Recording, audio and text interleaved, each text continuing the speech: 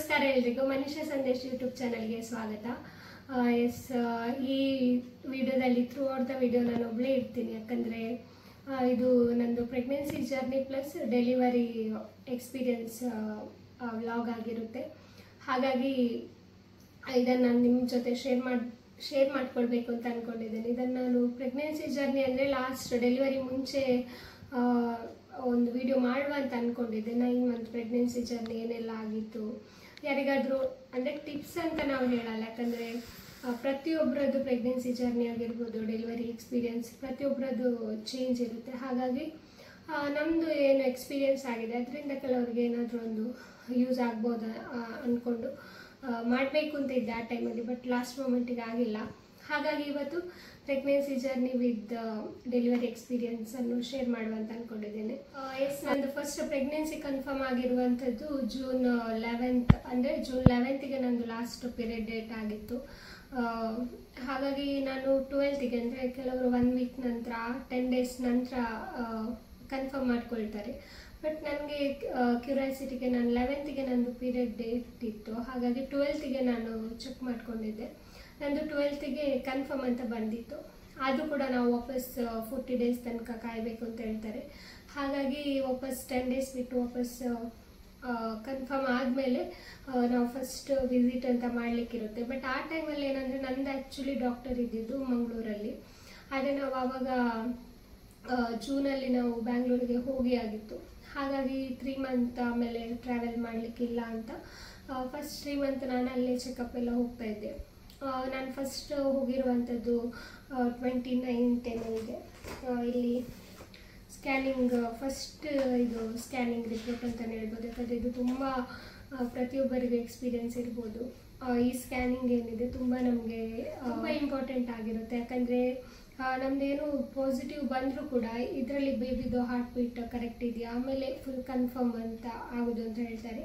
ಹಾಗಾಗಿ ನಂದಿದು ಕನ್ಫರ್ಮ್ ಆದಮೇಲೆ ಫಸ್ಟ್ 29 ಜೂನಿಗೆ ಬ್ಯಾಂಗ್ಳೂರಲ್ಲಿ ನಾನು ಸ್ಕ್ಯಾನಿಂಗ್ ಮಾಡ್ಕೊಂಡಿದ್ದೆ. ಸೊ ಅದರಲ್ಲಿ ಬೇಬಿ ಹಾರ್ಟ್ ಬೀಟ್ ಬಂದಿತ್ತು 135 ಅಂತ ಬಂದಿತ್ತು. ಅದರ ಜೊತೆಗೆ ಪ್ಲೆಸೆಂಟ್ ನೀವು ಕೇಳೋದಾದರೆ ನಂದು ಫಸ್ಟಿಗೆ ಮಾತ್ರ, ಅಂದರೆ ಫಸ್ಟ್ ಸ್ಕ್ಯಾನಿಂಗ್ ರಿಪೋರ್ಟಲ್ಲಿ ಅಷ್ಟೇ ಪೋಸ್ಟೇರಿಯಾ ಬಂದಿರೋದು. ಆಮೇಲೆ ಈ ಥರ ಇತ್ತು. ಇದರಲ್ಲಿ ಏನು ಅಂದರೆ ಏನೂ ಗೊತ್ತಾಗ್ತಿರ್ಲಿಲ್ಲ. ಇಲ್ಲಿ ಮಾರ್ಕೆಲ್ಲ ಮಾಡಿಲ್ಲ ತೋರಿಸಿದ್ರು. ಬಟ್ ಆವಾಗ ಗೊತ್ತಿರ್ಬೋದು ತುಂಬ ಚಿಕ್ಕಿರುತ್ತೆ. ಹಾಗಾಗಿ ಅದು ಜಾಸ್ತಿ ನಮಗೆ ನೋಡಲಿಕ್ಕೆ ಗೊತ್ತಾಗಿರಲಿಲ್ಲ ಆವಾಗ.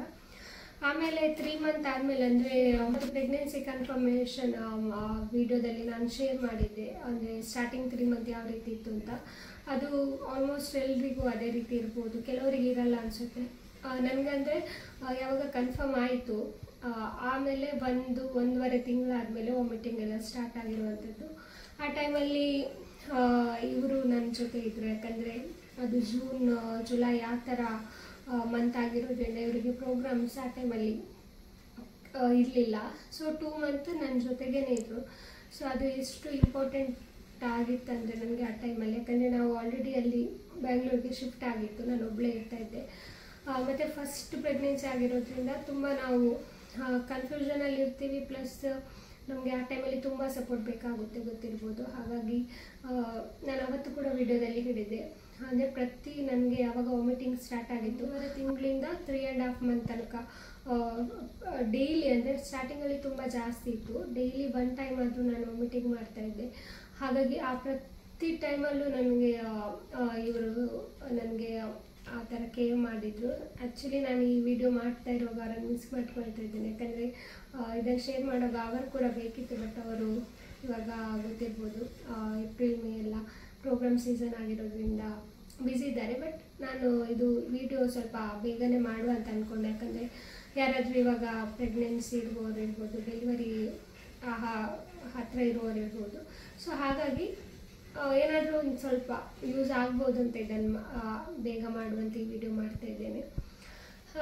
ಅದೇ ಹೇಳಿದಾಗೆ ಸೊ ಆ 3 ಮಂತ್ ಅಂತೂ ತುಂಬ, ಅಂದರೆ ನಮಗೆ ಆ ಪ್ರೆಗ್ನೆನ್ಸಿ ಜರ್ನಿಯನ್ನು ತುಂಬ ಎಂಜಾಯ್ ಮಾಡಲಿಕ್ಕೆ ಆಗಲ್ಲ. ಯಾಕಂದರೆ ಏನು ತಿನ್ನಲಿಕ್ಕೆ ಆಗ್ತಾಯಿರಲಿಲ್ಲ, ತುಂಬ ಸುಸ್ತಾಗ್ತಾಯಿತ್ತು. ಫುಲ್ ಡೇ ವಾಮಿಟಿಂಗ್ ಮಾಡೋದು ಮಲಗೋದು, ವಾಮಿಟಿಂಗ್ ಮಾಡೋದು ಮಲಗೋದು, ಇದೇ ಥರ ಇತ್ತು.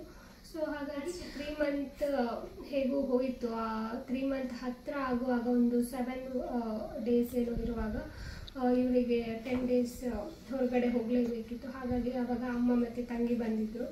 ಅದರ ನೆಕ್ಸ್ಟ್ ನಾವು ಪ್ಲ್ಯಾನ್ ಮಾಡ್ಕೊಂಡಿದ್ವಿ ಬ್ಯಾಂಗ್ಳೂರಿಂದ ಶಿಫ್ಟ್ ಆಗೋದು ಅಂತ. 10 ಡೇಸ್ ಇರುವಾಗ ನಾವು ಮಂಗಳೂರಿಗೆ ಶಿಫ್ಟ್ ಆದ್ವಿ. ಮಂಗಳೂರು ಡಾಕ್ಟರ್ ಹತ್ರ ಎಲ್ಲ ಕೇಳಿದ್ವಿ ಟ್ರಾವೆಲ್ ಮಾಡ್ಬೋದು ಅಂತ. ನಮಗೆ ಟ್ರೈನಲ್ಲಾದರೆ ಟ್ರಾವೆಲ್ ಮಾಡ್ಬೋದು ಅಂತ ಹೇಳಿದರು. ಹಾಗಾಗಿ ಮಂಗಳೂರಿಗೆ ಬಂದ್ವಿ. ಮಂಗಳೂರಿಗೆ ಬಂದಮೇಲೆ ನಾನು ಅದೇ ಫಸ್ಟ್ ನಮ್ಮದು ಮಂಗಳೂರು ಡಾಕ್ಟ್ರಿಗೆ ಕನ್ಸಲ್ಟ್ ಆಗಬೇಕಿತ್ತು ಅಂತ ನಾವು ನಮ್ಮದು 2 ಆಗಸ್ಟಲ್ಲಿ ಅಂದರೆ 7/8/2023 ಸೆಕೆಂಡ್ ಸ್ಕ್ಯಾನಿಂಗ್ ಮಾಡಿರುವಂಥದ್ದು. ಇದರಲ್ಲೂ ಕೂಡ ಅಷ್ಟೇ, ಯಾವುದ್ರಲ್ಲೂ ಕೂಡ ಪಾಪು ಏನಿದೆ ಸೊ ಅದು ಯಾವುದ್ರಲ್ಲೂ ನಮಗೆ ಕರೆಕ್ಟ್ ರೆಕಗ್ನೈಸ್ ಮಾಡಲಿಕ್ಕೆ ಆಗ್ತಾ ಇರಲಿಲ್ಲ. ಇದರಲ್ಲಿ ನೆಕ್ಸ್ಟ್ ನಂದು ಸ್ಕ್ಯಾನಿಂಗಲ್ಲಿ ಆ್ಯಂಟೀರಿಯರ್ ವಾಲ್ ಬಂದಿತ್ತು. ಬೇಬಿದು ಹಾರ್ಟ್ ಬೀಟ್ ಬಂದು 168 ಅಂತ ಇತ್ತು. ಹಾಗಾಗಿ ಹಾರ್ಟ್ ಬೀಟ್ ಸ್ವಲ್ಪ ಜಾಸ್ತಿ ಇತ್ತಲ್ಲ, ನನಗೆ ಹೆಣ್ಣು ಪಾಪು ಆಗುತ್ತೆ ಅಂತ ಸ್ವಲ್ಪ, ಅಂದರೆ ನನಗೆ ಮುಂಚೆಯಿಂದ ಕೂಡ ಪಾಪು ಎಲ್ರಿಗೂ ಯಾವುದಾದ್ರೂ ಕೂಡ ಖುಷಿಯಾಗಿರುತ್ತೆ. ಬಟ್ ನನಗೊಂದು ತುಂಬ ಆಸೆ ಇತ್ತು, ನನಗೆ ಹೆಣ್ಣು ಪಾಪೆ ಆಗಬೇಕು ಅಂತ ಫಸ್ಟಿದ್ದು. ಹಾಗಾಗಿ ಹಾರ್ಟ್ ಬೀಟ್ ನೋಡಿ ನನಗೆ ಸ್ವಲ್ಪ ಓಕೆ ಹೆಣ್ಣು ಪಾಪ ಆಗ್ಬೋದು ಅಂತ ತುಂಬ ಖುಷಿಯಲ್ಲಿದ್ದೆ ನಾನು. ಆಮೇಲೆ 3.5 ಮಂತ್ ಆದಮೇಲೆ ನನಗೆ ವಾಮಿಟಿಂಗ್ ಎಲ್ಲ ಸ್ವಲ್ಪ ಸ್ಟಾಪ್ ಆಗಲಿಕ್ಕೆ ಸ್ಟಾರ್ಟ್ ಆಯಿತು. ಸ್ವಲ್ಪ ಸುಸ್ತು ಕೂಡ ಕಮ್ಮಿ. ಅದಕ್ಕಿಂತ ಮುಂಚೆ ಆಲ್ಮೋಸ್ಟ್ ನಾನು ಹೇಳಿದ್ದೆ, ಅಂದರೆ ಜಾಸ್ತಿ ಮಲಗ್ತಾ ಇದ್ದೆ, ವಾಮಿಟಿಂಗ್ ಇತ್ತು, ತಿನ್ಲಿಕ್ಕೆ ಆಗ್ತಾ ಇರಲಿಲ್ಲ. ಆಮೇಲಿಂದ ಸ್ವಲ್ಪ ಸ್ವಲ್ಪ ತಿನ್ನಲಿಕ್ಕೆ ಸ್ಟಾರ್ಟ್ ಮಾಡಿದೆ, ಯಾಕಂದರೆ ವಾಮಿಟಿಂಗ್ ಸ್ಟಾಪ್ ಆಯ್ತಲ್ಲ. ಬಟ್ ನಾನ್ ವೆಜ್ ತಿಂತಾ ಇರಲಿಲ್ಲ, ವೆಜ್ ಕಂಟಿನ್ಯೂ ಮಾಡ್ತಾ ಇದ್ದೆ.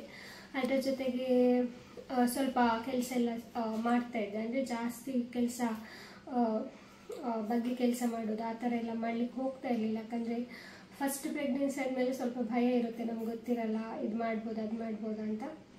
ಹಾಗಾಗಿ ಸ್ವಲ್ಪ ಜಾಗ್ರತೆಯಿಂದ ಆ ಥರ, ಅಂದರೆ ವಾಮಿಟಿಂಗ್ ಎಲ್ಲ ಬಿಟ್ಟರೆ ನಾರ್ಮಲ್ ಎಲ್ಲ ಸ್ಕ್ಯಾನಿಂಗಲ್ಲಿ ರಿಪೋರ್ಟ್ ಎಲ್ಲ ನಾರ್ಮಲೇ ಬಂದಿತ್ತು ನಂದು.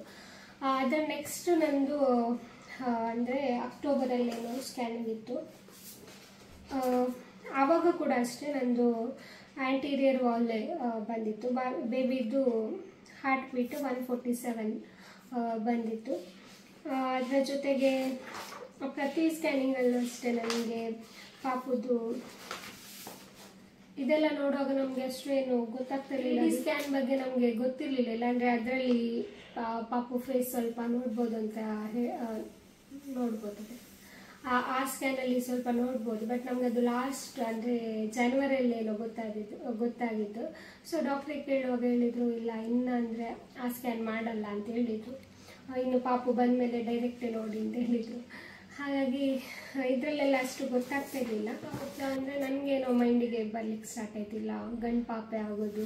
ಕೆಲವೊಂದು ಸಿಂಪ್ಟಮ್ಸ್ ನೋಡುವಾಗ ಮತ್ತು 5 ಮಂತ್ ಆದಮೇಲೆ ಸ್ವಲ್ಪ ಹೊಟ್ಟೆ ಶೇಪ್ ಎಲ್ಲ ನೋಡಿ ಎಲ್ಲರೂ ಬಂದು ಹೇಳ್ತಾರೆ ಗಂಡು ಪಾಪೆ ಆಗೋದಂತ. ಬೇಬಿ ಶವರೆಲ್ಲ ಅಷ್ಟೇ, ಅಥವಾ ಯಾರಾದರೂ ಏನಾದರೂ ಹೇಳುವಾಗ ಕೂಡ ಇಲ್ಲ ಗಂಡು ಪಾಪೆ ಆಗಲಿ ಆ ಥರ ಹೇಳ್ತಾಯಿದ್ರು. ಸೊ ನಾನು ಕೂಡ ಇರಲಿ ಪರವಾಗಿಲ್ಲ, ಗಂಡಾಗಲಿ ಪರವಾಗಿಲ್ಲ, ದೇವ್ರು ಯಾವುದು ಕೊಡ್ತಾರೆ ಸೊ ಹೆಲ್ದಿಯಾಗಿ ಇರಲಿ ಅಂತ. ಯಾಕಂದರೆ ಪ್ರತಿಯೊಬ್ಬರಿಗೂ ಅದೇ ಆಸೆ ಇರುತ್ತೆ. ಸೊ ಅದೇ ಮೈಂಡ್ಸೆಟ್ಟಲ್ಲಿ ನಾನು ಮೈಂಡ್ಸೆಟ್ ಇಟ್ಕೊಂಡು ಪ್ರೆಗ್ನೆನ್ಸಿಯನ್ನು ಎಂಜಾಯ್ ಮಾಡ್ತಾಯಿದ್ದೆ. ಅದರ ನೆಕ್ಸ್ಟ್ ಏನಂದರೆ ಅಕ್ಟೋಬರಲ್ಲಿ ಅದೇ ಆ ಸ್ಕ್ಯಾನಿಂಗ್ ಆದಮೇಲೆ ಸಡನ್ನಾಗಿ ಆ ತನಕ ನಾನು ಸ್ವಲ್ಪ ಆ್ಯಕ್ಟಿವ್ ಆಗಿದ್ದೆ. ಸಡನ್ ನಾವು ಅದು ಕೂಡ ಶೇರ್ ಮಾಡಿದ್ವಿ, ನಮಗೆ ಇಬ್ಬರಿಗೂ ಡೆಂಗ್ಯೂ ಆಗಿತ್ತು ಅಂತ. ಆ ಟೈಮಲ್ಲೂ ಅಷ್ಟೇ ನಾವು ಮಂಗಳೂರಲ್ಲಿದ್ವಿ. ಇವರು ಸಡನ್ ಒಂದು ದಿವಸ ಪ್ರೋಗ್ರಾಮ್ ಹೋಗಿ ಬಂದಾಗ ಫುಲ್ ಜ್ವರ ಎಲ್ಲ ಜಾಸ್ತಿ ಆಗಿತ್ತು. ನೆಕ್ಸ್ಟ್ ದಿವಸ ನಾವು ಹೋದಾಗ ಇವರಿಗೆ ಡೆಂಗ್ಯೂ ಕನ್ಫರ್ಮ್ ಆಗಿತ್ತು. ಈ ವಿಡಿಯೋ ಶೇರ್ ಮಾಡಿದ್ದೇವೆ ನಾವು. ಡೆಂಗ್ಯೂ ಕನ್ಫರ್ಮ್ ಆದಾಗ ಇವರು ಹೇಳಿದರು, ಅದೇ ಅಂದರೆ ನಾನು ಪ್ರೆಗ್ನೆಂಟ್ ಅಲ್ಲ, ಸೊ ನೀನು ಅಮ್ಮನ ಮನೇಲಿ ಇರಬೇಕು, ನಾನು ಇಲ್ಲೇ ಒಬ್ಬನೇ ಮ್ಯಾನೇಜ್ ಮಾಡ್ತೇನೆ ಅಂತ. ಬಟ್ ನನಗದು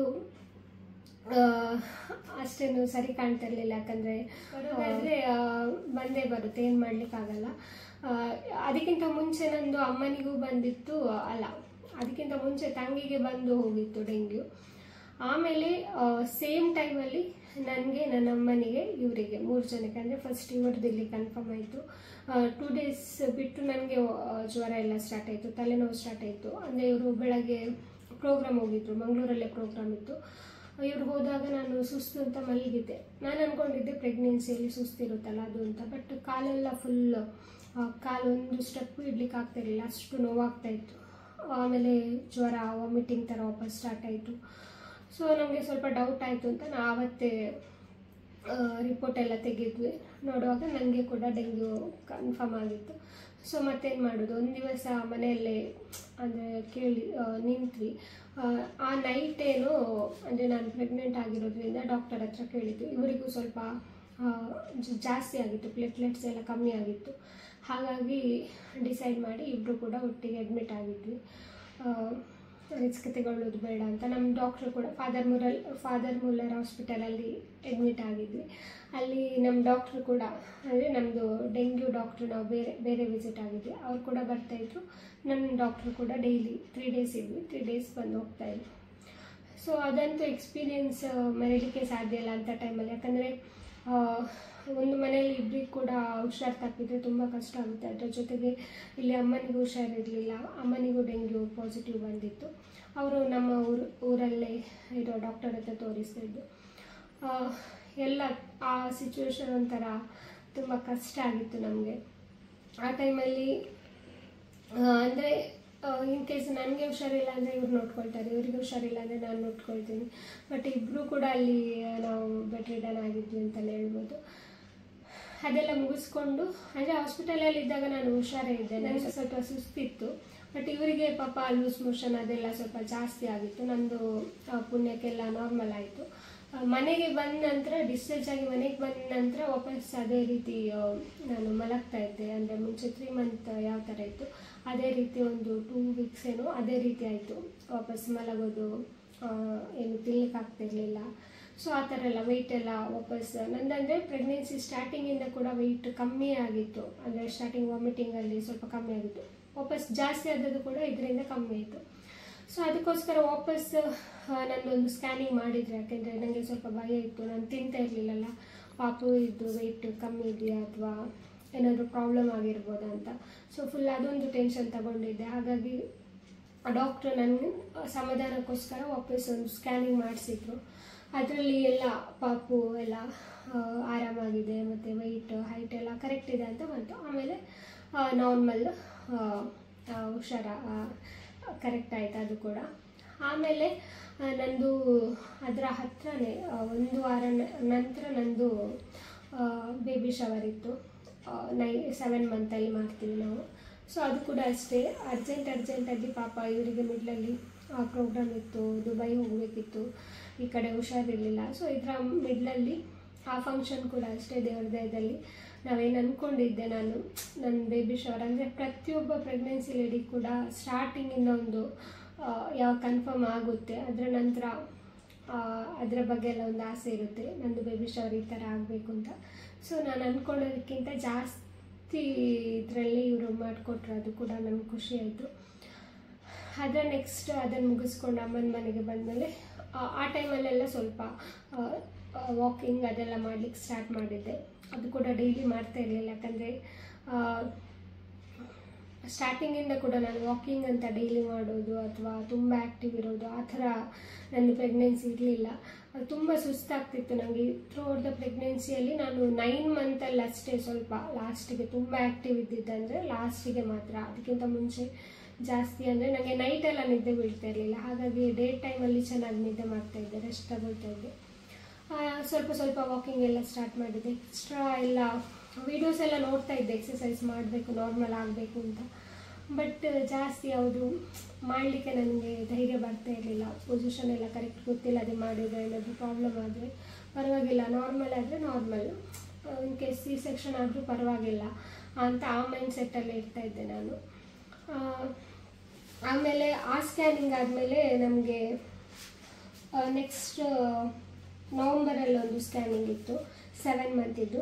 ಸೊ ಅದು ಕೂಡ ಅಷ್ಟೇ, ಅದರಲ್ಲೂ ನಂದು ಆ್ಯಂಟೀರಿಯರ್ ಅಂದರೆ ಫಸ್ಟ್ ಒಂದು ಬಿಟ್ಟು ಮತ್ತೆಲ್ಲ ಪ್ಲೆಸೆಂಟ್ ಅನ್ನೋದು ಪೊಸಿಷನ್ ಇದ್ದದ್ದೇ ಆ್ಯಂಟೀರಿಯರ್. ಅದರ ಜೊತೆಗೆ ಅದು 26 ವೀಕಲ್ಲಿ ಮಾಡಿದರು ನನಗೆ. ಅದರ ನೆಕ್ಸ್ಟು ಒಂದು ಸ್ಕ್ಯಾನಿಂಗ್ ಇತ್ತು, ಅದು ಮಾಡಿರೋದು ಇದು ಡಿಸೆಂಬರಲ್ಲಿ 32 ವೀಕ್ಸಲ್ಲಿ ಮಾಡಿದರು. ಅದು ಕೂಡ ನಂದು ಆ್ಯಂಟೀರಿಯರ್ ಬಂದಿತ್ತು. ಆವಾಗ ಕೂಡ ಎಲ್ಲ ನಾರ್ಮಲ್, ಪಾಪು ಹೈಟ್ ವೆಯ್ಟ್ ಎಲ್ಲ ನಾರ್ಮಲ್ ಇದೆ ಅಂತ ಹೇಳಿದರು. ಸೊ ಆಮೇಲೆ ಮಿಡ್ಲಲ್ಲಿ ನಮಗೆ haemoglobin test, sugar test, so ಅದೆಲ್ಲ ಮಾಡಲಿಕ್ಕಿರುತ್ತೆ. ನಂದು ಅದರಲ್ಲಿ ಹಿಮೋಗ್ಲೋಬಿನ್ ಸ್ವಲ್ಪ ಅಂದರೆ ನಾರ್ಮಲೇ ಇತ್ತು, ಬಟ್ ಡೆಂಗ್ಯೂ ಬಂದಿದ್ದರಿಂದ ಸ್ವಲ್ಪ ಕಮ್ಮಿ ಆಗಿತ್ತು. ಸೊ ಹಾಗಾಗಿ ಅದೊಂದು ಸ್ವಲ್ಪ ಟೆನ್ಷನ್ ಇತ್ತು ನನಗೆ. ಅದಕ್ಕೆ ಸ್ವಲ್ಪ ಫ್ರೂಟ್ಸು, ವೆಜಿಟೇಬಲ್ಸ್ ಎಲ್ಲ ಸ್ವಲ್ಪ ಜಾಸ್ತಿ ತಿನ್ನಲಿಕ್ಕೆ ಸ್ಟಾರ್ಟ್ ಮಾಡಿದ್ದೆ. ಆಮೇಲೆ ಲಾಸ್ಟ್ ನಂದು 37 ವೀಕಲ್ಲೊಂದು ನನಗೆ ಸ್ಕ್ಯಾನಿಂಗ್ ಮಾಡಿದರು. ಸೊ ಅದರಲ್ಲೂ ಕೂಡ ಅಷ್ಟೇ ಆ್ಯಂಟೀರಿಯರ್ ಅಂತಲೇ ಬಂದಿತ್ತು. ಪಾಪುದು ವೆಯ್ಟ್ ಎಲ್ಲ ನಾರ್ಮಲ್ ಇತ್ತು. ಸೊ ಆವಾಗ ಪಾಪುದು ವೆಯ್ಟ್ ಬಂದು 850 ಆ ಥರ ಇತ್ತು. ಹಾಗಾಗಿ ಅಂದರೆ ನಾರ್ಮಲ್ ವೆಯ್ಟ್ ಇತ್ತು. ನನಗಂದರೆ ಯಾವಾಗ ಡೆಂಗ್ಯೂ ಎಲ್ಲ ಬಂತಲ್ಲ, ಸೊ ಆವಾಗಿನಿಂದ ಸ್ವಲ್ಪ ಭಯ ಇತ್ತು. ಅಂದರೆ ಹೊಟ್ಟೆ ಕೂಡ ಸ್ವಲ್ಪ ನನಗೆ ಚಿಕ್ಕದಿದೆ, ಅಂದರೆ ಪಾಪು ವೆಯ್ಟ್ ಕರೆಕ್ಟ್ ಇಲ್ಲ, ನನಗೆ ಡೆಂಗ್ಯೂ ಬೇರೆ ಬಂದಿದೆ. ಸೊ ಆ ಥರ ಎಲ್ಲ ಟೆನ್ಷನ್ ಇತ್ತು. ಹಾಗಾಗಿ ಸ್ಕ್ಯಾನಿಂಗಲ್ಲೂ ಪಾಪು ವೆಯ್ಟ್ ಎಲ್ಲ ನಾರ್ಮಲ್ ಇತ್ತು. ಅದರ ನೆಕ್ಸ್ಟ್ ಆ ಸ್ಕ್ಯಾನಿಂಗ್ 37 ವೀಕಿಗೆ ಅಲ್ಲಿಗೆ ಲಾಸ್ಟ್. ಆಮೇಲೆ ಸ್ಕ್ಯಾನಿಂಗ್ ಏನಿರಲಿಲ್ಲ, ಬಟ್ ಚೆಕಪ್ ಇತ್ತು ವೀಕ್ಲಿ. 9 ಮಂತ್ ಸ್ಟಾರ್ಟ್ ಆದಮೇಲೆ ನಮಗೆ ವೀಕ್ಲಿ ಕರೀತಾಯಿದ್ರು ಚೆಕಪ್ಪಿಗೆ. ಸೊ ಅದರಲ್ಲಿ ಡಾಕ್ಟರ್ ಚೆಕ್ ಮಾಡಿ ಹೇಳುವಾಗ ಹೇಳ್ತಾಯಿದ್ರು, ಇಲ್ಲ ನಾರ್ಮಲ್ ಆಗುತ್ತೆ ನಿಮಗೆ, ಹೆಡ್ ಪೊಸಿಷನ್ ಎಲ್ಲ ಕರೆಕ್ಟ್ ಇದೆ ಅಂತ. ಸೆಫಾಲಿಕ್ ಪೊಸಿಷನಲ್ಲಿತ್ತು ಬೇಬಿ, ಹಾಗಾಗಿ ನಿಮ್ಮದು ನಾರ್ಮಲ್ಲೇ ಆಗುತ್ತೆ, ನಾರ್ಮಲಿಗೆ ಟ್ರೈ ಮಾಡ್ತೀನಿ ಅಂತೆಲ್ಲ ಹೇಳ್ತಿದ್ರು. ಬಟ್ ನನಗಂತೂ ಭಯ ಇತ್ತು ಆ್ಯಕ್ಚುಲಿ. ಎಲ್ರಿಗೂ ನಾರ್ಮಲ್ ಫ್ಯಾಮಿಲಿಯಲ್ಲಿ ಆಗಿರ್ಬೋದು ಅಥವಾ ಪ್ರೆಗ್ನೆಂಟ್ ಇರುವವರೆಗೂ ಆಗಿರ್ಬೋದು, ಅದೇ ಥರ ಇರುತ್ತೆ. ಬಟ್ ನನಗೆ ನಾರ್ಮಲ್ ಆಗಬೇಕು ಅಂತ ಇತ್ತು. ಅದರ ಜೊತೆಗೆ ಒಂದು ಭಯ ಇತ್ತು. ಅಂದರೆ ನಾರ್ಮಲ್ ಅಂದರೆ ನಾರ್ಮಲ್ ಪೇಯ್ನ್ ಬರುವಾಗ ನಮಗೆಲ್ಲ ಒಳಗಡೆ ಹೋದರೆ ಮತ್ತು ಫ್ಯಾಮಿಲಿಯನ್ನೆಲ್ಲ ಬಿಡಲ್ಲ. ಆ ಟೈಮಲ್ಲಿ ಫ್ಯಾಮಿಲಿ ಜೊತೆಗಿದ್ದರೆ ನಮಗೆ ನೋವಷ್ಟು ಗೊತ್ತಾಗಲ್ಲ. ಅದರಲ್ಲೂ ನನಗೆ ಇವರು ಆ ಟೈಮಲ್ಲಿ ನನ್ನ ಹತ್ರನೇ ಇರಬೇಕು ಪೇಯ್ನ್ ಬರುವಾಗ, ಅದೆಲ್ಲ ಇತ್ತು. ಸೊ ನಾನೇನು ಥಿಂಕ್ ಮಾಡ್ತಾಯಿದ್ದೆ ಅಂದರೆ ಸಿ ಸೆಕ್ಷನ್ ಆದರೆ ನಮಗೆ ಅಂದರೆ ಆ ಪೇಯ್ನ್ ಡೆಲಿವರಿ ಆಗುವ ಟೈಮಲ್ಲಿ ಪೇಯ್ನ್ ಇರಲ್ಲ, ಮತ್ತೆ ಪೇಯ್ನ್ ಇರುತ್ತೆ. ಸೊ ಸಿ ಸೆಕ್ಷನ್ ಆದರೆ ಬೆಟರ್, ಯಾಕಂದರೆ ನೆಕ್ಸ್ಟ್ ಪೇಯ್ನ್ ಬಂದಾಗ ಇವರು ಇರ್ತಾರಲ್ಲ ಒಟ್ಟಿಗೆ. ಸೊ ಇದರಲ್ಲಿ ನನಗೆ ಸ್ವಲ್ಪ ಸಿ ಸೆಕ್ಷನ್ ಆದರೆ ಪರವಾಗಿಲ್ಲ ಅಂತ ಆ ಥಾಟಲ್ಲಿದ್ದರು. ಬಟ್ ನನಗೆ ಅಂದರೆ ಸ್ಟಾರ್ಟಿಂಗಿಂದ ಕೂಡ ನನ್ನ ದೊಡ್ಡ ಸಪೋರ್ಟ್ ಆ್ಯಂಡ್ ಸ್ಟ್ರೆಂತ್ ಇವರಂತಲೇ ಹೇಳ್ಬೋದು. ಯಾಕಂದರೆ ಇವ್ರ ಮೈಂಡ್ ಸೆಟ್ ಮಾಡ್ತಾನೇ ಇದ್ರು. ಯಾಕಂದರೆ ಇವ್ರಿಗೆ ನನ್ನ ಬಗ್ಗೆ ಗೊತ್ತಿದೆ, ನಾನು ಸ್ವಲ್ಪ ಭಯ ಎಲ್ಲ ಪಡೋದು ಜಾಸ್ತಿ, ತುಂಬ ಸೆನ್ಸಿಟಿವ್, ಸ್ವಲ್ಪ ನೋವಾದರೂ ಕೂಡ ಅಂತ. ಬಟ್ ಆದರೆ ನಮ್ಗೆ ಅವ್ರ ಮೈಂಡ್ ಸೆಟ್ ಮಾಡ್ತಾಯಿದ್ದಿಲ್ಲ, ನಾರ್ಮಲೇ ಆಗಬೇಕು, ನಾರ್ಮಲ್ ಆಗುತ್ತೆ ಅಂತ. ನಾನು ಹೇಳಿದ್ರು ಕೂಡ ಇಲ್ಲ, ಸಿ ಸೆಕ್ಷನ್ ಆಗೋದು ಬೇಡ ಆ ಥರ ಇದ್ದರು. ಲಾಸ್ಟಿಗೆ ಅದೇ ಲಾಸ್ಟ್ ನಮ್ಮ ಡಾಕ್ಟ್ರ್ ಬಗ್ಗೆ ಕೂಡ ನಾವು ಆಲ್ರೆಡಿ ಒಂದು ವಿಡಿಯೋದಲ್ಲಿ ಹೇಳಿದ್ದೇವೆ. ಯಾಕಂದರೆ ಈ ಟೈಮಲ್ಲಿ ನಮಗೆ ನಮ್ಮ ಫ್ಯಾಮಿಲಿ ಸಪೋರ್ಟ್ ಎಷ್ಟು ಇಂಪಾರ್ಟೆಂಟ್ ಆಗಿರುತ್ತೆ, ಅದ್ರ ಜೊತೆಗೆ ಮೇನ್ ಥಿಂಗ್ ನಮಗೆ ಡಾಕ್ಟ್ರ್ ತುಂಬ ಇಂಪಾರ್ಟೆಂಟ್ ಆಗಿರ್ತಾರೆ. ಸೊ ನಮ್ಮ ಡಾಕ್ಟ್ರ್ ಬಗ್ಗೆ ಹೇಳೋದೇ ಬೇಕಿಲ್ಲ, ಯಾಕಂದರೆ ತುಂಬ ಪಾಸಿಟಿವ್ ಅವರು. ಅಂದರೆ ಯಾವ ವಿಷಯ ನಾವು ಕೇಳಿದರೂ ಕೂಡ ತುಂಬ ಪಾಸಿಟಿವ್ ಆಗಿ ನಮಗೆ ಧೈರ್ಯ ಕೊಡ್ತಾಯಿದ್ರು. ಎಂಡ್ ಆಫ್ ಅಂದರೆ ಡೆಲಿವರಿ ಟೈಮ್ ತನಕ ಕೂಡ ನನಗೆ ತುಂಬ ಅವರನ್ನು ನೋಡಿದರೆ ಒಂಥರ ಸಮಾಧಾನ ಆಗ್ತಿದೆ. ಎಷ್ಟು ಭಯ ಇದ್ದರೂ ಕೂಡ ಕನ್ಸಲ್ಟ್ ಆಗಿ ಬಂದಮೇಲೆ ಒಂದು ಧೈರ್ಯ ಹೆಚ್ಚಾಗ್ತಾಯಿತ್ತು ಆ ಥರ. ಹಾಗಾಗಿ ಫೈನಲಿ 37 ವೀಕ್ ಆದಮೇಲೆ 1 ವಾರ ಆ ಥರ ಎಲ್ಲ ಇರುವಾಗ ಕೆಲವೊಂದು ನನಗೆ ಆಸೆ ಇತ್ತು. ಅಂದರೆ ಡೆಲಿವರಿ ಆಗೋ ಮುಂಚೆ ಅಂದರೆ ತುಂಬ ದೂರ ಟ್ರಾವೆಲ್ ಮಾಡಲಿಕ್ಕಾಗಲ್ಲ. ಸೊ ಮಂಗಳೂರಲ್ಲೇ ಪಾರ್ಕಿಗೆ ಹೋಗಬೇಕು ಅಥವಾ ಬೀಚಿಗೆ ಹೋಗಬೇಕು. ಫೈನಲಿ ಬೀಚಿಗೆ ಹೋಗ್ಲಿಕ್ಕಿತ್ತು ಒಂದು. ಸೊ ಅದೆಲ್ಲ ಮುಗಿಸ್ಕೊಂಡು ಆದಮೇಲೆ ನಂದು 39th ವೀಕಲ್ಲಿ ನಂದು ಡೆಲಿವರಿ ಆಗಿರೋದು. ಅಂದರೆ ಫೆಬ್ 14th ಡೇಟ್ ಕೊಟ್ಟಿರೋದು ನನಗೆ ಫೆಬ್ 7th ಆಗಿದೆ. ಅಂದರೆ 7th ಅಂದರೆ ಅದಕ್ಕಿಂತ 1 ವಾರ ಮುಂಚೆ. ನಂದು ವಿಡಿಯೋಸ್ ಎಲ್ಲ ನೋಡಿರ್ಬೋದು ನೀವು. ನನಗೆ ತುಂಬ ಬೇಬಿ ಶವರ್ ಬೇರೆ ಬೇರೆ ರೀತಿಯಲ್ಲೆಲ್ಲ ಮಾಡಿದ್ದಾರೆ. ಸೊ ಅದರಲ್ಲಿ ನಂದು ಅಣ್ಣ ರಕ್ಷಣನ ನನಗೆ ಆವಾಗ ತಮ್ಮನ ಹಾಕಲಿಕ್ಕೆ ಅಂದರೆ ಮನೆಗೆ ಬಂದಿದ್ರ. ಸೊ ಆ ಟೈಮಲ್ಲಿ ನನಗೆ ಆ ದಿನ ಆ್ಯಕ್ಚುಲಿ ಫಸ್ಟ್ ನನಗೆ ಈ ಪೀರಿಯಡ್ಸ್ ಆದಾಗ ನಮಗೆ ಕೆಲವರಿಗೆ ತುಂಬ ಹೊಟ್ಟೆ ನೋವಿರುತ್ತೆ. ನನಗೆ ನಾರ್ಮಲಿ ಪೀರಿಯಡ್ಸ್ ಆದಾಗ ಹೊಟ್ಟೆ ನೋವು ಬರಲ್ಲ, ಬ್ಯಾಕ್ ಪೇಯ್ನ್ ಮತ್ತು ತುಂಬ ವೀಕ್ನೆಸ್ ಇರುತ್ತೆ. ನನಗೆ ಆ ದಿನ ಫುಲ್ ಒಂಥರ ಇವತ್ತೇ ಡೆಲಿವರಿ ಪೇಯ್ನ್ ಸ್ಟಾರ್ಟ್ ಆಯ್ತೇನೋ ಆ ಥರ ಫೀಲ್ ಆಗಿತ್ತು. ಯಾಕಂದರೆ ತುಂಬ ಬೆನ್ನು ನೋವು ಸ್ಟಾರ್ಟ್ ಆಗಿತ್ತು, ಸಡನ್ ವೀಕ್ನೆಸ್ ಸ್ಟಾರ್ಟ್ ಆಗಿತ್ತು. ಡಾಕ್ಟ್ರಿಗೆ ಕೇಳಿದಾಗ ಇಲ್ಲ ಅಂದರೆ ಅದು ಜಾಸ್ತಿ ಆದರೆ ನೆಕ್ಸ್ಟ್ ಅಂದರೆ ತೋರಿಸ್ಕೊಳ್ಳಿಕ್ಕೆ ಬನ್ನಿ ಅಂತ ಹೇಳಿದರು. ಆಮೇಲೆ ಡೈಲಿ ನನಗೆ ಆ ಥರನೇ ಸ್ವಲ್ಪ ಪೇಯ್ನ್ ಬರ್ತಾಯಿತ್ತು, ಬೆನ್ನು ನೋವು ಬರ್ತಾಯಿತ್ತು. ಅದಕ್ಕಿಂತ ಮುಂಚೆ ಆ ಥರ ಪೇಯ್ನ್ ಇರಲಿಲ್ಲ, ಬ್ಯಾಕ್ ಪೇಯ್ನ್ ಎಲ್ಲ ಇರಲಿಲ್ಲ ನನಗೆ. 1 ವಾರ ಆದಮೇಲೆ ಅದೇ 7th ಬರಲಿಕ್ಕೆ ಹೇಳಿದರು.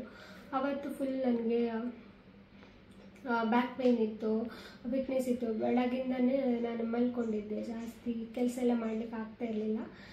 ನಾವು ಸಂಜೆ ಟೈಮಿಗೆ ಅಡ್ಮಿಟ್ ಆಗಲಿಕ್ಕೆ ಅಂತ ಹೋಗಿದ್ವಿ. ಡಾಕ್ಟ್ರಿಗೆ ಹೇಳಿದಾಗ 7th ಬನ್ನಿ ಅಂತ ಹೇಳಿದರು. ಹಾಗಾಗಿ 7th ಹೋಗಿದ್ವಿ ನಾವು. ಇವಾಗ ನಾನು ಶೇರ್ ಮಾಡ್ತಾ ಇರೋದು ನಂದು ಡೆಲಿವರಿ ದಿನ ಹೇಗಿತ್ತು ಆ ಎಕ್ಸ್ಪೀರಿಯೆನ್ಸ್. ಯಾಕಂದರೆ ಡೆಲಿವರಿ ವ್ಲಾಗ್ ಹಾಕಿದ್ದೆವು ನಾವು, ಅದರಲ್ಲಿ ಎಕ್ಸ್ಪೀರಿಯೆನ್ಸ್ ಎಲ್ಲ ಶೇರ್ ಮಾಡಲಿಕ್ಕೆ ಜಾಸ್ತಿ ಕ್ಲಿಪ್ಸ್ ಎಲ್ಲ ನಾವು ತಗೊಂಡಿರಲಿಲ್ಲ. ಯಾಕಂದರೆ ಗೊತ್ತಿರ್ಬೋದು ನಮ್ಗೆ ಆ ಮೂಮೆಂಟಲ್ಲಿ ಸಡನ್ ಪೇಯ್ನ್ ಬಂದಾಗ ಅಥವಾ ಅದೆಲ್ಲ ನಮಗೆ ಬರಲ್ಲ ಅಷ್ಟು ಯೋಚನೆ. ಹಾಗಾಗಿ ಚಿಕ್ಕ ಕ್ಲಿಪ್ಸೇ ಇವರು ತಗೊಂಡಿದ್ರು ಅಷ್ಟೇ. ನನಗೆ ಎಕ್ಸ್ಪೀರಿಯೆನ್ಸ್ ಶೇರ್ ಮಾಡಲಿಕ್ಕೆ ಆ ಟೈಮಲ್ಲಿ ಆಗಿರಲಿಲ್ಲ, ಹಾಗಾಗಿ ಇದು ಶೇರ್ ಮಾಡ್ತಿದ್ದೇನೆ. ಡೆಲಿವರಿ ದಿನ ಅಂದರೆ ಅದೇ ಸಂಜೆ ಹೊತ್ತಿಗೆ ನಾವು ಅಡ್ಮಿಟ್ ಆಗಲಿಕ್ಕೆ ಅಂತ ಹೋದ್ವಿ. ಅದಕ್ಕಿಂತ ಮುಂಚೆ ನನಗೆ ಇಡ್ಲಿ ತಿನ್ನಬೇಕು ಅಂತ ಅನ್ನಿಸ್ತಾ ಇತ್ತು. ಯಾಕಂದರೆ ನನಗೆ ಉದ್ದಿನಿಂದ ಮಾಡಿದ್ದು ದೋಸೆ, ಇಡ್ಲಿ ಆ ಥರ ಎಲ್ಲ ಇಷ್ಟ. ಫೈನಲಿ ನಮಗೇನು ಆಸೆ ಎಲ್ಲ ಇರುತ್ತೆ, ಸೊ ಅದೆಲ್ಲ ನಾವು ಈಡೇರಿಸ್ಕೊಳ್ಬೇಕು ಅಂತ ಹೇಳ್ತಾರೆ. ಹಾಗಾಗಿ ಅವತ್ತು ಇವರು ಸಂಜೆ ಚಿಕನ್ ಗ್ರೇವಿ ಮತ್ತು ಇಡ್ಲಿ ದೋಸೆ ಅದೆಲ್ಲ ತಂದಿದ್ರು. ಸೊ ಅದು ಫುಲ್ ಹೊಟ್ಟೆ ಗಟ್ಟಿ ಆಗುವ ಹಾಗೆ ತಿಂದು ನಾವು ದೇವರಿಗೆಲ್ಲ ಸ್ನಾನೆಲ್ಲ ಮಾಡಿ ದೇವರಿಗೆ ಕೈ ಮುಗಿದು ಇದೆಲ್ಲ ಡೆಲಿವರಿ ವ್ಲಾಗಲ್ಲಿ ನಾವು ಹಾಕಿದ್ದೇವೆ. ಸೊ ಹೊರಟ್ವಿ. ಆವಾಗ ಕೂಡ ನಾನು ಆರಾಮಾಗಿದ್ದೆ. ಸ್ವಲ್ಪ ಭಯ ಇರುತ್ತೆ ಖಂಡಿತವಾಗ್ಲೂ, ಯಾಕಂದರೆ ಭಯಕ್ಕಿಂತ ಜಾಸ್ತಿ ನಾವು ಸ್ವಲ್ಪ ಪಾಸಿಟಿವ್ ಆಗಿದ್ದರೆ ತುಂಬ ಹೆಲ್ಪ್ ಆಗುತ್ತೆ ಅಂತಲೇ ಹೇಳ್ಬೋದು ಆ ಟೈಮಲ್ಲಿ. ಅದರ ಜೊತೆಗೆ ಫ್ಯಾಮಿಲಿ ಸಪೋರ್ಟ್, ಅದು ನಾನು ಯಾವಾಗಲೂ ಹೇಳ್ತೇನೆ. ನಮ್ಮ ಜೊತೆಗೆ ಯಾರು ಇರ್ತಾರೆ ಅವ್ರದ್ದು ಸಪೋರ್ಟ್ ತುಂಬಾ ಇಂಪಾರ್ಟೆಂಟ್ ಆಗಿರುತ್ತೆ ಆವಾಗ. ಹಾಗಾಗಿ ನಾನು, ಅಮ್ಮ ಮತ್ತು ಇವರು 3 ಜನ ಇದ್ವಿ. ಆ ಟೈಮಲ್ಲಿ ಹೋಗಿದ್ವಿ. ಹಾಸ್ಪಿಟಲಿಗೆ ಹೋಗಿದ ತಕ್ಷಣ ಅಂದರೆ ಅಡ್ಮಿಷನ್ ಇವರು ಮತ್ತೆ ಮಾಡಿಕೊಂಡ್ರು. ಅದಕ್ಕಿಂತ ಮುಂಚೆ ನನ್ನನ್ನು ಲೇಬರ್ ರೂಮಿಗೆ ಕರ್ಕೊಂಡು ಹೋಗಿದ್ರು. ಅಲ್ಲಿ ಫಸ್ಟ್ ನಮ್ಮದು ಪೇಯ್ನ್ ಎಲ್ಲ ಸ್ಟಾರ್ಟ್ ಆದಮೇಲೆ ಎಲ್ಲ ಪ್ರೊಸೀಜರ್ ಎಲ್ಲ ಇರುತ್ತೆ, ಗೊತ್ತಿರ್ಬೋದು. ಅಂದರೆ ನಮ್ಮದು ಸರ್ವಿಕ್ಸ್ ಎಲ್ಲ ಎಷ್ಟು ಓಪನ್ ಆಗಿರುತ್ತೆ, ಸೊ ಇದೆಲ್ಲ ನೋಡಿ ನಮಗೆ ಎಷ್ಟೊತ್ತಿಗೆ ಆಗ್ಬೋದು ಆ ಥರ ಎಲ್ಲ ಹೇಳ್ತಾರೆ. ಹಾಗಾಗಿ ಫಸ್ಟಿಗೆ ಡಾಕ್ಟರ್ ಅಸಿಸ್ಟೆಂಟ್ನವರೆಲ್ಲ ಹಾರ್ಟ್ ಬೀಟ್ ಎಲ್ಲ ಚೆಕ್ ಮಾಡಿದರು. ಆಮೇಲೆ ನೆಕ್ಸ್ಟ್ ಡಾಕ್ಟರ್ ಬಂದಿದ್ದರು. ಅಂದರೆ ಡಾಕ್ಟರ್ ಬಂದು ಚೆಕ್ ಮಾಡಿ ಹೇಳಿದರು, ನಿಮ್ಮದು ನೆಕ್ಸ್ಟ್ ಡೇ ಮಾರ್ನಿಂಗ್ 6 ಒಳಗಡೆ ಆಗ್ಬೋದು, ನಾರ್ಮಲ್ ಆಗುತ್ತೆ, 6 ಒಳಗಡೆ ಆಗುತ್ತೆ ಅಂತ ವಾಪಸ್ ಧೈರ್ಯ ಕೊಟ್ಟು ಹೋದರು. ಅದರ ಒಳಗಡೆ ಅಂತೂ ತುಂಬ ಸಡನ್, ಅಂದರೆ ಹಾಸ್ಪಿಟಲ್ ಹೋದ ತಕ್ಷಣ ನಮ್ಮನಲ್ಲೇ ಬನ್ನಿ ಅಂತ ಕರ್ಕೊಂಡು ಹೋದ್ರಲ್ಲ, ನನಗೆ ಭಯ ಆಗಲಿಕ್ಕೆ ಸ್ಟಾರ್ಟ್ ಆಯಿತು. ಯಾಕಂದರೆ ಇನ್ನೊಂದು ಇವ್ರ ಜೊತೆ ಮಾತಾಡಲಿಕ್ಕೆ ಇಲ್ವೇನೋ, ಅಂದರೆ ಪೇಯ್ನ್ ಬಂದಮೇಲೆ ಹೊರಗಡೆ ಬಿಡ್ತಾರೋ ಅಥವಾ ಇವರು ಒಳಗಡೆ ಬರ್ಬೋದು, ಅದೆಲ್ಲ ಏನು ಗೊತ್ತಿರಲಿಲ್ಲಲ್ಲ. ಹಾಗಾಗಿ ಸ್ವಲ್ಪ ಟೆನ್ಷನ್ ಆಗ್ತಾಯಿತ್ತು. ಬಟ್ ಸಿಸ್ಟರ್ನವರೆಲ್ಲ ತುಂಬ, ಅಂದರೆ ಸ್ಟಾಫ್ ಕೂಡ ಅಷ್ಟೇ ತುಂಬ ಅಲ್ಲಿ ಒಳ್ಳೆದಿದ್ದು ಅಂತಲೇ ಹೇಳ್ಬೋದು. ಯಾಕಂದರೆ ಈ ಒಂದು ಎಕ್ಸ್ಪೀರಿಯೆನ್ಸ್ ನಾನು ಶೇರ್ ಮಾಡಬೇಕಿತ್ತು. ನನಗಂದರೆ ಪ್ರೆಗ್ನೆನ್ಸಿ ಜರ್ನಿಯಲ್ಲಿ ಒಬ್ಬರು ಹೇಳಿದರು, ಅಂದರೆ ಪೇಯ್ನ್ಲೆಸ್ ಅಂದರೆ ಪೇಯ್ನ್ಲೆಸ್ ಏನೋ ಇಂಜೆಕ್ಷನ್ ಹಾಕಿದರೆ ನಮಗೆ ನಾರ್ಮಲ್ ಆಗುತ್ತೆ, ಬಟ್ ಅಷ್ಟು ಪೇಯ್ನ್ ಎಲ್ಲ ಆಗಿರೋದಿಲ್ಲ. ಸೊ ಇದರ ಬಗ್ಗೆ ಯಾರೋ ಹೇಳಿದರು. ಸೊ ಲೇಬರ್ ರೂಮಿಗೆ ಹೋದ್ಮೇಲೆ ತುಂಬ, ಅಂದರೆ ಇವರು ಇರಲಿಲ್ಲಲ್ಲ, ತುಂಬ ವೀಕ್ ಆದರೆ ಕಷ್ಟ ಅಂತ ನಾನೇ ಸ್ಟ್ರಾಂಗ್ ಆಗಲಿಕ್ಕೆ ಸ್ಟಾರ್ಟ್ ಮಾಡಿದ್ದೆ. ಸಿಸ್ಟರ್ನವ್ರು ಕೂಡ ತುಂಬ ಧೈರ್ಯ ಹೇಳ್ತಾಯಿದ್ರು. ಹಾಗಾಗಿ ನಾನು ಅದಕ್ಕಿಂತ ಮುಂಚೆನೇ ಹೇಳಿದ್ದೆ, ಪೇಯ್ನ್ ಅಂದರೆ ನಮಗೆ ತಡ್ಕೊಳ್ಳಿಕ್ಕೆ ಆಗ್ತಾಯಿಲ್ಲ, ನಾರ್ಮಲ್ ಆಗ್ತಾಯಿದೆ, ಬಟ್ ತಡ್ಕೊಳ್ಳಿಕ್ಕೆ ಆಗಿಲ್ಲ ಅಂದರೆ ಮಾತ್ರ ಪೇಯ್ನ್ಲೆಸ್ಸಿಗೆ ಹೋಗುವಂತ.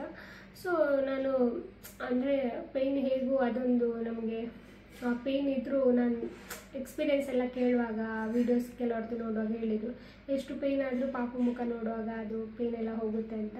ಸೊ ಹಾಗಾಗಿ ನಾನೇ ಡಿಸೈಡ್ ಮಾಡ್ಕೊಂಡಿದ್ದೆ, ಹೇಗೂ ನಾರ್ಮಲ್ ಆಗುತ್ತಲ್ಲ, ಅದೊಂದು ಬೇಡ, ಸುಮ್ಮನೆ ಅದೊಂಥರ ಸೆಕ್ಷನ್ ಥರನೇ ಆಗುತ್ತೆ. ಅಂದರೆ ಇಂಜೆಕ್ಷನ್ ಕೊಟ್ಟು ಪೇಯ್ನ್ ಇಲ್ಲದೆ ಆ ಪೇಯ್ನನ್ನು ಕೂಡ ನಾವು ಅನುಭವಿಸಿದರೆ ಮಾತ್ರ ಒಂದು ಖುಷಿ ಇರುತ್ತೆ ಅಂತ. ಹಾಗಾಗಿ ನನಗೆ ಎಲ್ಲ ಎಲ್ಲ ಅಬ್ಸರ್ವೇಷನ್ ಎಲ್ಲ ಅಂದರೆ ಎಲ್ಲ ಚೆಕಪ್ ಎಲ್ಲ ಮಾಡಿ 6ಗೆ ಡೆಲಿವರಿ ಆಗ್ಬೋದು ಅಂತ ಹೇಳಿದರು, ನೆಕ್ಸ್ಟ್ ಡೇ ಆಗ್ಬೋದು ಅಂತ ಹೇಳಿದರು. ಹಾಗಾಗಿ ರೂಮಿಗೆ ಹೋಗ್ಬೋದು ಅಂತ ಹೇಳಿದರು. ನನಗೆ ಮೇಲೆ ಕಲಿಸ್ಕೊಟ್ರು, ಅಂದರೆ ಊಟ ಎಲ್ಲ ಮಾಡ್ಬೋದು ಅಂತ.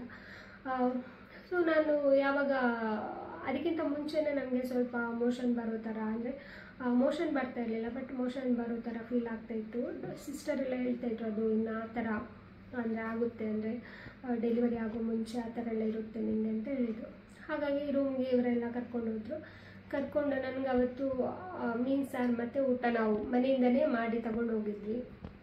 ಹಾಗೆ ಅದೊಂದು ಪ್ಲೇಟಿಗೆ ಹಾಕಿ ಇನ್ನೇನು 2 ತುತ್ತು ತಿನ್ಬೇಕನ್ನೋಷ್ಟರಲ್ಲಿ ನನಗೆ ಫುಲ್ ಮೋಷನ್ ಬರೋ ಥರ ಆಯಿತು. ಹಾಗಾಗಿ ಒಂದು 2-3 ಟೈಮ್ಸ್ ನಾನು ಹಾಗೇ ವಾಶ್ರೂಮ್ ಹೋಗ್ತಾಯಿದ್ದೆ ಬರ್ತಾಯಿದ್ದೆ.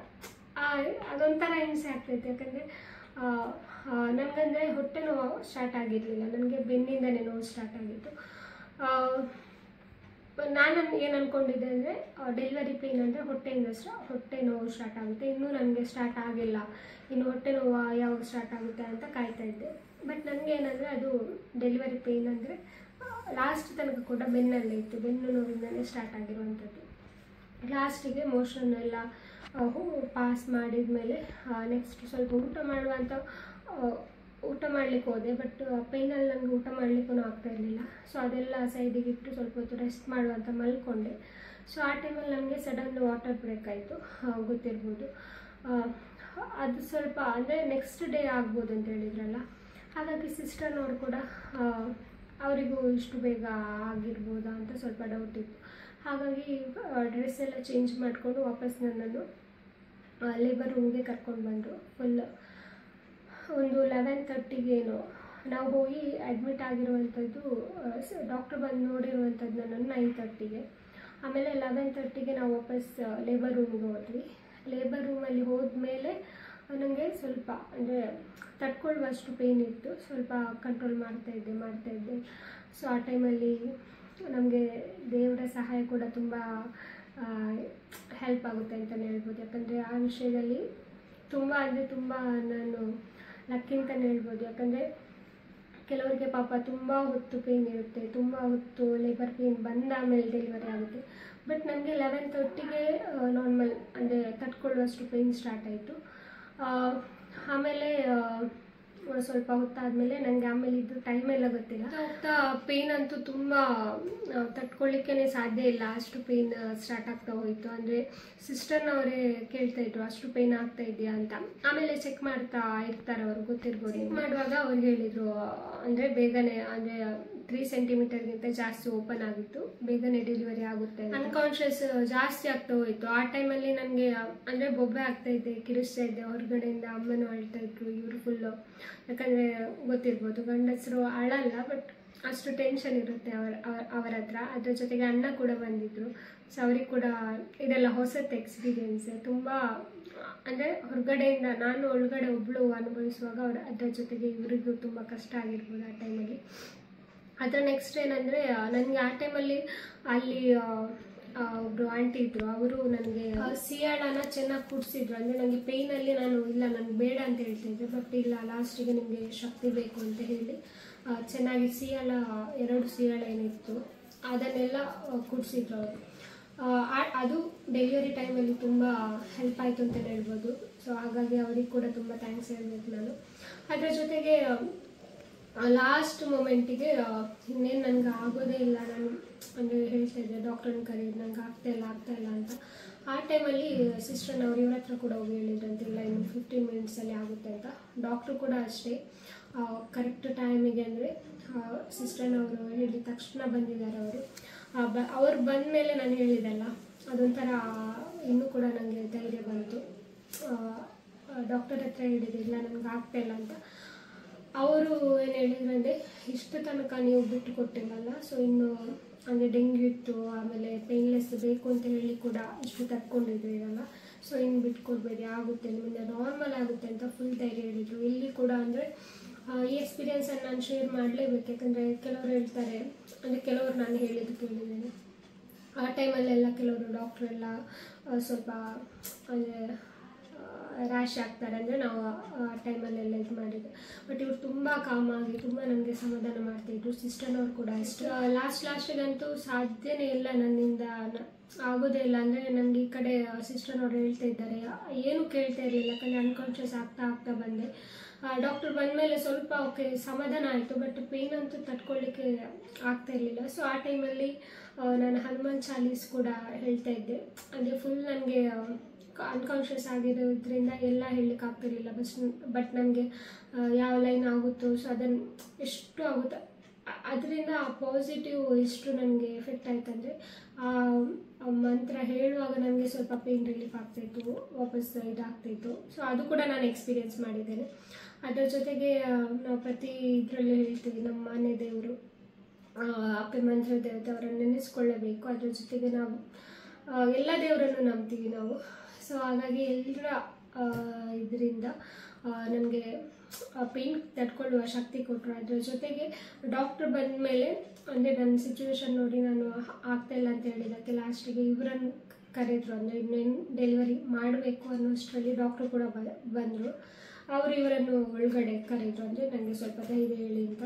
ಹಾಗಾಗಿ ಇವರು ಬಂದ ಮೇಲಂತೂ ಅನ್ಕಾನ್ಷಿಯಸ್ ಆಗಿದ್ದೆ, ಆದರೂ ಕೂಡ ನನಗೆ ಫುಲ್ ಒಂಥರ ಏನೋ ಸಮಾಧಾನ ಆಯಿತು. ಇವರು ಫುಲ್ ಕೈಯೆಲ್ಲ ಗಟ್ಟಿ ಇಟ್ಕೊಂಡು ಅಂದರೆ ನನ್ನನ್ನು ಸ್ವಲ್ಪ ಮಾತಾಡಿಸ್ತಾ ಇದ್ರು ಆ ಟೈಮಲ್ಲಿ.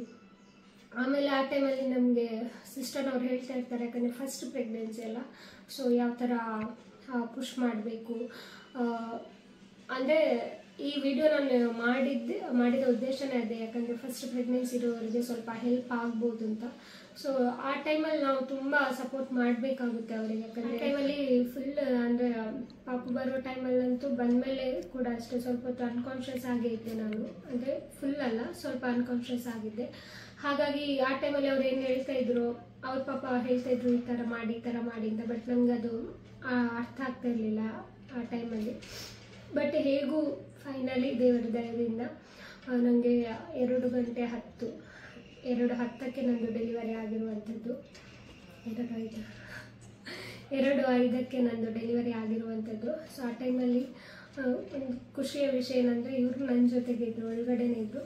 ಆದರೆ ಆ ಟೈಮಲ್ಲಿ ನಾನು ಪೇಯ್ನಲ್ಲಿ ಅಂದರೆ ತುಂಬ ಪೇಯ್ನಲ್ಲಿದ್ದೆ ಅಲ್ಲ, ಸೊ ಆ ಕಾರಣಕ್ಕಾಗಿ ಇವರು ಅಂದರೆ ಡೆಲಿವರಿ ಆಗಿ ಪಾಪು ಅಂದರೆ ತಲೆ ಬರುವ ತನಕ ನೋಡಿದ್ರು ಅಷ್ಟೇ. ಬಟ್ ನನ್ನ ಪೇಯ್ನಿಂದಾಗಿ ಅವರು ಪಾಪು ಮುಖ ಕೂಡ ಅವ್ರು ನೋಡಿಲ್ಲ, ಅಂದರೆ ನನ್ನನ್ನೇ ಸಮಾಧಾನ ಮಾಡ್ತಾಯಿದ್ರು. ಆಮೇಲೆ ಪಾಪು ಡಾಕ್ಟ್ರು ಬರ್ತಾರೆ, ಅವರೆಲ್ಲ ಚೆಕಪ್ ಎಲ್ಲ ಮಾಡ್ತಾರೆ, ಪಾಪುನ ನೋಡ್ತಾರೆ. ಆಮೇಲೆ ನಮ್ಮ ಡಾಕ್ಟ್ರು ಸ್ಟಿಚ್ ಎಲ್ಲ ಹಾಕಿದ್ಮೇಲೆ ಎಲ್ಲ ಇದಾದಮೇಲೆ ಇವ್ರಿಗೆ ಹೇಳಿದ್ರು. ಅಷ್ಟರ ತನಕ ಇವ್ರನ್ನ ಕೈ ಇಟ್ಕೊಂಡು ನನಗೆ ಸಮಾಧಾನನೇ ಮಾಡ್ತಾಯಿದ್ರು. ಅಂದರೆ ನನಗೆ ಅದು ಕೂಡ ಭಯ ಇತ್ತು, ಸ್ಟಿಚ್ ಹಾಕುವಾಗ ತುಂಬ ಪೇಯ್ನ್ ಆಗುತ್ತೆ, ಅದೆಲ್ಲ ತುಂಬ ಮೈಂಡಲ್ಲಿ ಇಟ್ಕೊಂಡಿದ್ದೆ ನಾನು. ಹಾಗಾಗಿ ಇವ್ರು ನನ್ನನ್ನು ಸ್ವಲ್ಪ ಮಾತಾಡಿಸ್ತಾ ನನಗೆ ಸಮಾಧಾನ ಮಾಡ್ತಾಯಿದ್ರು, ನಂದು ಮೈಂಡೆಲ್ಲ ಡೈವರ್ಟ್ ಮಾಡ್ತಾಯಿದ್ರು. ಅದ್ರ ನೆಕ್ಸ್ಟ್ ಇವರಿಗೆ ಹೇಳಿದ್ರು ಪಾಪುನ ನೋಡ್ಕೊಂಡು ಬನ್ನಿ ಅಂತ. ಅಂದರೆ ಇವರು ನನ್ನ ಪೇಯ್ನ್ ನೋಡಿ ಇವರು ಅಂದರೆ ತುಂಬ ಖುಷಿ ಇರುತ್ತೆ ಡೆಫಿನೆಟ್ಲಿ ಅಂದರೆ ಪಾಪು ಬಂದಾಗ. ಬಟ್ ನನ್ನ ಪೇಯ್ನ್ ಎದುರುಗಡೆ ಅವರಿಗೆ ಆ ಪಾಪು ಮುಖ ನೋಡಬೇಕು ಅಂತ ಕೂಡ ಸಡನ್ ಮೈಂಡಿಗೆ ಬಂದಿರಲಿಲ್ಲ. ಹಾಗಾಗಿ ಸ್ವಲ್ಪ ನಾನು ರಿಲೀಫ್ ಆದಮೇಲೆ ಹೋಗಿ ಪಾಪುನ ನೋಡ್ಕೊಂಡು ಬಂದರು. ಇವರು ಅಂದರೆ ನಾನು ಕೂಡ ಪಾಪುನ ಮತ್ತೇನೆ ನೋಡಿರುವಂಥದ್ದು. ಇವರು ಬಂದ ತಕ್ಷಣ ಫಸ್ಟ್ ಬಂದು ಹೇಳಿರೋದೇ ಏನಂದರೆ ಪಾಪು ನಿಂತರನೇ ಇದೆ, ಪಾಪು ಮೂಗು ನಿಂತರ ಇದೆ ಅಂತ. ಹಾಗಾಗಿ ತುಂಬ ಖುಷಿ ಆಯಿತು. ಅದರಲ್ಲಿ ನನಗೆ ತುಂಬ ಖುಷಿಯಾಗಿರುತ್ತೆ ಏನಂದರೆ ಹೆಣ್ಣು ಪಾಪು ಅಂತ ಹೇಳಿದರು. ಯಾಕಂದರೆ 7 ಮಂತ್ ಆದಮೇಲಂತೂ ನಾನು ಇಲ್ಲ ನನಗೆ ಗಂಡು ಪಾಪುನೇ ಆಗೋದಂತ ಫಿಕ್ಸ್ ಆಗಿದೆ. ಯಾಕಂದರೆ ಹೊಟ್ಟೆ ನೋಡಿನೂ ಎಲ್ಲರೂ ಗಂಡು ಪಾಪುನೇ ಆಗುತ್ತೆ ಅಂತ ಹೇಳಿದರು. ಕೆಲವರು ಬ್ಲೆಸ್ ಮಾಡ್ತಾರಲ್ಲ, ಅವ್ರು ಕೂಡ ನಿಮಗೆ ಗಂಡು ಪಾಪುನೇ ಆಗಲಿ, ಯಾಕಂದರೆ ನಾವಿಬ್ಬರು ಹೆಣ್ಮಕ್ಳಲ್ಲ, ಸೊ ಅದೊಂದು ಇರುತ್ತಲ್ಲ ಕೆಲವರಿಗೆ. ಹಾಗಾಗಿ ಆ ಥರ ಬ್ಲೆಸ್ ಮಾಡ್ತಾಯಿದ್ರು. ನನಗೇನೋ ಅಷ್ಟು ಸಮಾಧಾನ ಇರಲಿಲ್ಲ, ಆದರೂ ಪರವಾಗಿಲ್ಲ, ಪಾಪು ಆದರೂ ಪರವಾಗಿಲ್ಲ, ಸುಮ್ಮನೆ ತುಂಬ ಆಸೆ ಇಟ್ಕೊಂಡು ನೆಕ್ಸ್ಟ್ ನಮ್ಗೆ ಆ ಥರ ಆದರೆ ಬೇಜಾರಾಗುತ್ತೆ ಅಂತ ನಾನು ಕೂಡ ಫಿಕ್ಸ್ ಆಗಿದ್ದೆ.